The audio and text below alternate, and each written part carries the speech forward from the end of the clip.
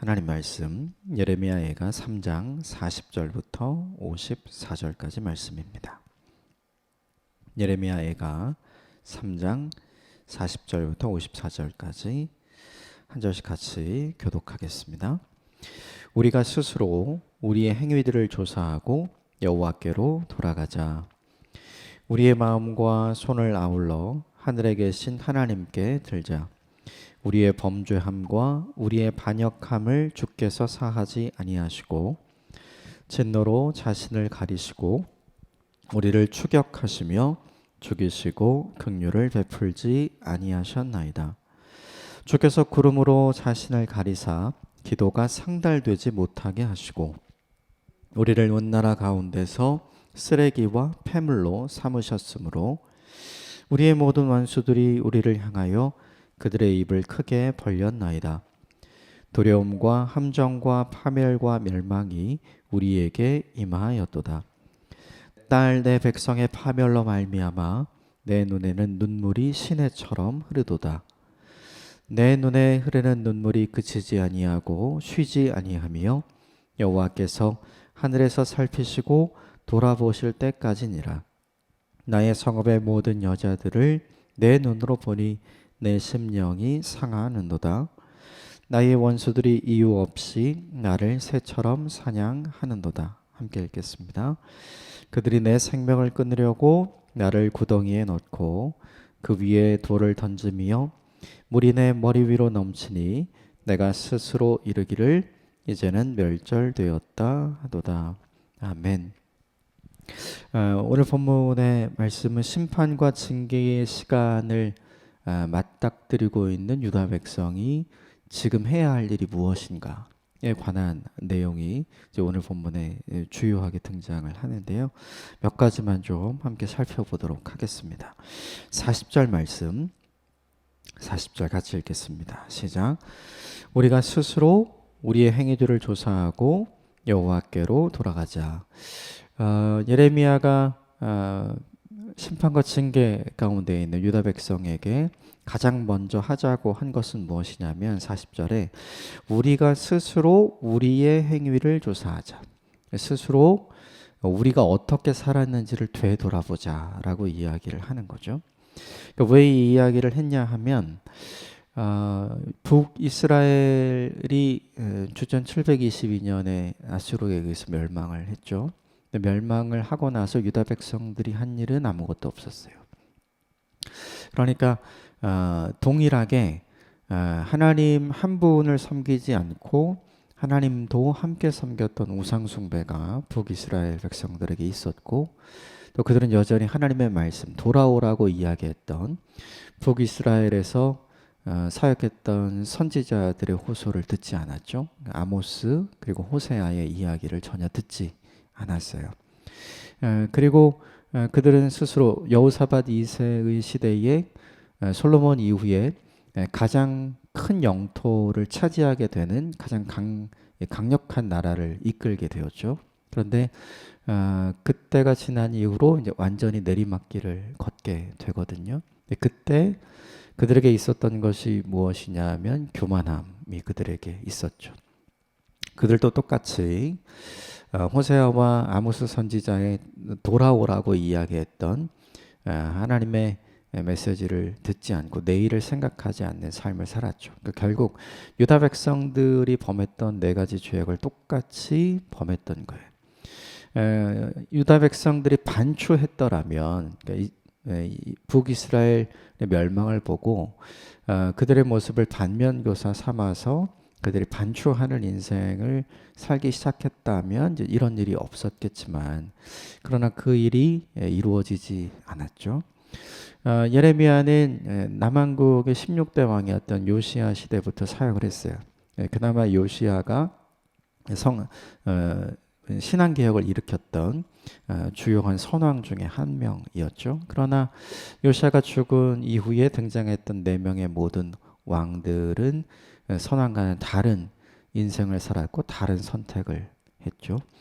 마찬가지로 하나님만 온전히 섬긴 것이 아니었어요. 여전히 우상숭배 가운데 있었고 하나님만 의지하라고 이야기했던 예레미야의 호소를 단호하게 거절했던 사람들이 그 사람들이죠. 그래서 애굽을 중심으로 한 동맹국을 믿어왔던 사람들이 그들이었고, 여전히 하나님의 말씀에 불순종하고 내일을 생각하지 않고 살았던 죄가 그들에게 있었죠. 결국 북왕국 이스라엘처럼 그들도 멸망을 하게 됐어요. 멸망을 하고 나서 유다 백성들이 가장 먼저 한 일이 무엇이냐면, 하나님은 어디에 계시는가 질문했어요. 그러니까 하나님이 우리와 함께 계시지 않아서 자신들에게 이 일이 생겼다고 그들 스스로 판단을 한 거죠. 두 번째는 뭐냐 하면, 하나님은 지금 무엇을 하고 계시는가? 하나님이 아무것도 하고 계시지 않는다고 생각을 했던 거죠. 그래서 결론적으로 이렇게 생각했어요. 하나님이 우리와 함께 하지 않고 하나님이 우리를 지켜주시지 않았기 때문에 우리가 바벨론에 의해서 멸망한 것이다. 그들 스스로를 돌아보지 않고 자신들이 멸망했던 이유를 하나님에게서 찾았죠. 여전히 그들은 멸망하고 패망했음에도 불구하고 깨닫고 돌이키지 못하는 거예요. 그 모습을 보면서 예레미야가 알려주는 거죠. 하나님이 어디에 계셨냐면, 하나님은 여전히 당신들과 함께 계셨습니다. 하나님은 무엇을 하셨는가? 하나님은 나를 보내셔서 당신들에게 계속해서 경고하게 하셨습니다. 그러나 당신들이 듣지 않았습니다. 하나님께서 무엇을 지금도 하고 계시는가? 70년의 기간을 약속해 주시면서 70년의 기간이 지나면 하나님께서 회복시켜 주실 것을 지금 기다리고 준비하고 계십니다. 하나님은 여전히 당신들을 사랑하고 계시고, 하나님은 여전히 당신들을 포기하지 않았습니다. 그러므로 우리가 해야 합니다. 하나님이 잘못한 것이 아니라 우리가 잘못한 것입니다. 하나님이 우리를 멀리하신 것이 아니라 우리가 하나님을 멀리했습니다. 그래서 결국 그 일을 함께 깨닫게 하기 위해서 예레미야가 이야기했던 게 뭐냐 하면, 스스로 우리의 행위를 조사하자. 우리가 얼마나 하나님 앞에서 패역한 삶을 살았는지 정직하게 자신을 돌아보고, 그리고 나서 오늘 두 번째, 여호와께로 돌아가자, 이렇게 이야기를 하죠. 자신을 돌아보지 않는 사람에게는 자신에게 뭐가 문제인지 모르는 삶을 살잖아요. 그럼 두 가지 문제가 생겨요. 왜 자신이 돌아가야 하는지를 몰라요. 무엇을 돌이켜야 하는지를 모르는 거죠. 그러니까 스스로 자신들을 하나님 앞에서 정직하게 나의 시선이 아니라 하나님의 시선으로 돌아볼 때, 우리가 왜 돌아가야 하는지 이유가 생기고 무엇을 돌이켜야 하는지를 분명히 알게 되는 거죠. 끊임없이 자신들을 돌아보지 않고 하나님 탓을 하고 있었던 유다 백성들에게는 하나님께로 돌아가야 할 이유도 없고, 그리고 하나님께로 무엇을 돌이켜야 하는지 알지도 못했기 때문인 것이죠. 그러므로 예레미야가 이렇게 이야기하는 거예요. 심판과 징계의 시간에 가장 먼저 해야 할 일은 우리의 삶을 돌아보는 일이고, 그리고 하나님 앞에 돌아가는 일입니다. 이것을 우리에게도 좀 적용해 볼 필요가 있는 것 같아요. 원망할 만한 일이 있고, 슬퍼할 만한 일이 있고, 그래서 절망할 만한 일이 있을 때 우리도 가장 먼저 하게 되는 게 무엇이냐면 하나님 탓하는 거잖아요. 마치 모세와 함께 출애굽했던 이스라엘 백성들이 광야를 걸으면서 무슨 일만 생기면 하나님 탓했잖아요. 그것처럼 우리도 동일하게 하나님이 도와주시지 않아서 이 일이 이렇게 됐다. 하나님 왜 아무것도 하고 계시지 않는가? 하나님 우리와 함께 계시는가? 우리를 지켜보시는가? 이런 질문들을 계속 하잖아요. 근데 그때 우리가 해야 할 일이 뭐냐 하면 나를 돌아보는 일이죠. 내가 무엇을 하고 있었는가? 내 삶의 방향이 어디로 향하고 있었는가? 나를 돌아보면 답이 나와요. 내가 하나님으로부터 얼마나 떨어져 있는가를 발견하게 될 것이고, 내가 하나님으로부터 어떻게 돌아가야 할지 길이 보이기 때문이죠. 그러므로 위기의 순간에 우리에게 해야 할 일이 있다면 하나님 탓하고 하나님 원망하는 일이 아니라 나를 돌아보고 정직하게 내 인생을 살펴보면서 하나님 앞에 우리가 어떻게 회개하고 돌아가야 할지를 깨닫는 일이 필요한 것이죠. 이 돌이키는 삶을 통해서 그들이 얼마나 큰 우상 숭배에 빠졌었는지, 그들이 얼마나 하나님의 말씀에 불순종했는지, 그리고 지금까지 얼마나 교만한 인생을 살아왔는지, 끊임없이 경고함에도 불구하고 내일이 없는 것처럼 오늘을 살아가고 있었는지 드디어 알게 되는 거죠. 그러므로 무엇보다 중요한 게 있어요. 오늘 예레미야가 이렇게 얘기합니다. 이 모든 일을 스스로 하자. 이렇게 얘기하잖아요. 우리는 이렇게 생각해요. 하나님께서 깨닫게 해주시면 돌이키겠지. 그러므로 나는 지금 아무것도 안 해도 된다고 생각을 하고 스스로에게 면죄부를 주는 거죠. 그런데 돌이키는 일은 우리 스스로 해야 하는 일이죠. 생각하는 일은 우리 스스로 해야 하는 일이죠. 회개함으로 기도함으로 나아가는 일은 우리 스스로 해야 하는 일이죠. 이 일에 실패가 없는 저와 여러분이 되시기를 주님의 이름으로 축복합니다. 나 자신을 정직하게 하나님의 관점과 시각에서 돌아보는 일, 그 일을 하는 우리가 되십시다. 또 하나, 그렇게 하고 나서 하나님께로 그 모든 것을 회개하며 돌이키는 우리가 되십시다. 한 가지 예레미야가 추가적으로 이야기하는데 41절 말씀 같이 읽겠습니다. 41절 시작. 우리의 마음과 손을 아울러 하늘에 계신 하나님께 들자. 우리의 마음과 손을 하나님께 들자, 이렇게 이야기를 하죠. 마음은 우리의 중심을 이야기한다고 보면 될 것 같고, 손은 우리의 삶을 이야기한다고 보면 될 것 같아요. 네, 우리의 마음을 하나님께로, 우리의 손을 하나님께로. 생각나는 거 없으세요? 출애굽할 때 아말렉 전투할 때 모세가 하나님을 향하여 손을 들었던 거 생각이 나죠. 41절 이후의 본문을 보면 예레미야가 기도하는 장면이 쭉 나오거든요. 그러니까 41절에 우리의 마음을 하나님께로, 우리의 손을 하나님께로 들자라고 한 이 부분은 하나님께 나아가 기도하자라는 의미로 보면 될 것 같아요. 그러니까 심판과 징계 가운데 해야 될 첫 번째, 두 번째, 세 번째 일의 순서가 있는 거죠. 첫 번째, 우리의 행위들을 조사하고 나를 돌아본 다음에 내가 하나님 앞에 무엇을 돌이켜야 하는지를 깨닫고 회개함으로, 마지막 세 번째, 전심으로 하나님 앞에 나아가 기도하는 일이죠. 그 기도하는 일은 두 가지가 포함이 된 것 같아요. 하나는 무엇이냐면 전심으로 드리는 회개의 기도, 또 하나 전심으로 드리는 간구의 기도, 도움을 요청하는 이 두 가지 기도가 우리에게 필요한 거죠. 마음을 돌이킬 때 하나님 앞에 나아가 기도할 수 있고요.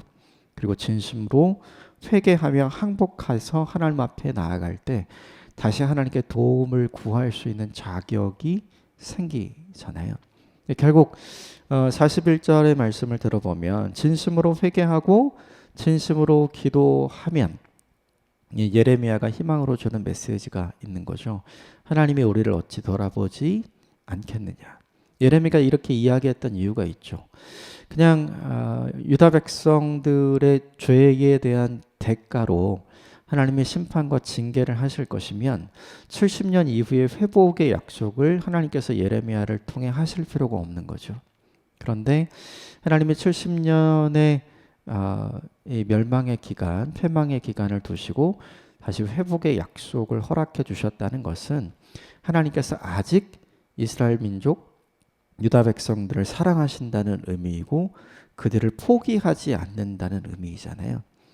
하나님께서 우리를 포기하지 않으셨기 때문에 기도할 이유가 있는 거고, 하나님이 여전히 우리를 사랑하시기 때문에 우리의 기도가 하나님 앞에 통할 거라고 예레미야는 믿고 생각을 했던 거예요. 그래서 우리 함께 우리의 중심과 우리의 삶을 돌이키고 하나님 앞에 나아가 기도하자, 이렇게 이야기를 하죠. 정리를 해보면 고난받을 때, 특별히 그 고난이 하나님의 심판과 징계에 있을 때 우리가 정직하게 해야 할 세 가지 단계를 오늘 예레미야가 이야기해 줍니다. 스스로 나 자신의 삶을 돌이켜보는 것, 그래서 무엇이 원인인지 파악을 하는 것, 그리고 그것을 들고 그대로 하나님 앞에 나아가는 것, 그래서 회개하고 간구의 기도를 주님 앞에 드리는 것, 이것이 우리에게 동일하게 필요하죠. 이 세 가지를 잘 감당하는 저와 여러분이 되시기를 주님의 이름으로 축복합니다. 42절 43절 같이 읽어보겠습니다. 42절 43절 시작. 우리의 범죄함과 우리의 반역함을 주께서 사하지 아니하시고 진노로 자신을 가리시고 우리를 추격하시며 죽이시고 긍휼을 베풀지 아니하셨나이다. 42절부터 오늘 본문 끝까지 보면 전부 다 예레미야가 목도하고 이스라엘 남겨진 유다 백성들이 경험했던 슬픈 이야기들이 쭉 등장을 합니다. 그런데 이제 그 슬픈 이야기의 원인이 되었던 것이 뭐냐 하면 42절에 등장하는 우리의 범죄함과 우리의 반역함이에요. 하나님 앞에 끊임없이 우상 숭배했고 불순종했고 그리고 교만했고 내일을 생각하지 않으면서 살아왔던 이 죄를 고백을 하는 거죠. 이 죄 때문에 하나님께서 행하신 일이 오늘 본문 끝까지 등장을 하는데 좀 정리를 해보면 이렇습니다. 42절에 우리의 범죄함과 우리의 반역함 때문에 하나님은 용서하지 않으세요. 그리고 43절에 우리의 범죄함과 우리의 반역함 때문에 하나님이 긍휼로 우리를 대하시는 것이 아니라 진노로 우리를 대하시고 그 진노로 끝까지 우리를 추격하시고 긍휼을 베풀지 않으시는 거죠. 그리고 우리의 범죄함과 우리의 반역함 때문에 44절에 보면 우리의 기도를 들으시지 않으십니다. 그리고 45절에 보면 우리를 멸망 가운데로 하나님께서 인도하세요. 그래서 46절에 보면 우리의 범죄함과 우리의 반역함 때문에 조롱과 비아냥의 대상이 되게 하셨고요. 47절을 보면 우리의 범죄함과 우리의 반역함 때문에 큰 두려움과 파멸과 멸망이 있게 하셨습니다. 그리고 결론적으로 보면 48절과 49절에 우리의 범죄함과 우리의 반역함 때문에 우리의 미래 세대가 사라졌고요. 그리고 그것을 지켜보는 나와 유다 백성의 눈에 눈물이 그치지 않는 이유가 되는 거죠. 결국 문제는 뭐냐 하면 우리의 범죄함과 우리의 반역함이에요. 그런데 오늘 본문에 희망의 메시지가 하나 등장을 합니다.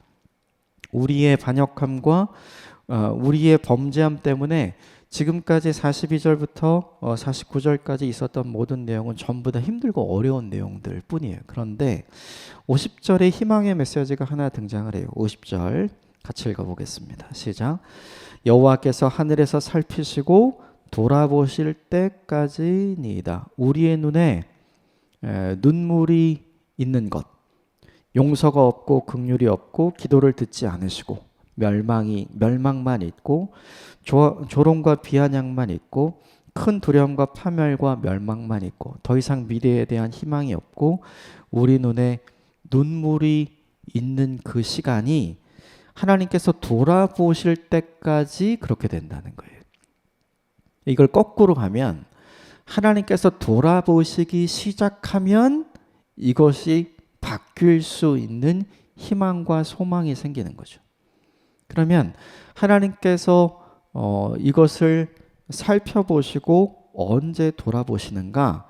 42절에 우리의 범죄함과 우리의 반역함을 40절과 41절에 나오는 순서대로 돌아보고 하나님 앞에 들고 나아가서 회개하고 고백하고 정직하게 도와달라고 간구할 때, 그때 하나님께서 살펴보시고 다시 돌아보실 것이다 라는 희망을 우리에게 허락하는 거죠. 큰 원망거리가 생길 때, 그리고 내가 기대했던 바대로 되지 않을 때, 그때 우리에게 어떤 일이 생기는가를 유다 백성의 모습을 보고 살펴볼 필요가 있어요. 예레미야가 끊임없이 경고했지만 대부분의 거짓 선지자들은 이스라엘의 희망을 노래했고 절대로 패망하지 않을 거라고 이야기했어요. 왜냐하면 예루살렘 성이 그들에게 있었고 요새였잖아요. 그리고 예루살렘 성 안에 자신들을 지켜주시는 상징이었던 하나님의 언약궤가 있었기 때문에 그들은 안전하다고 생각을 했죠.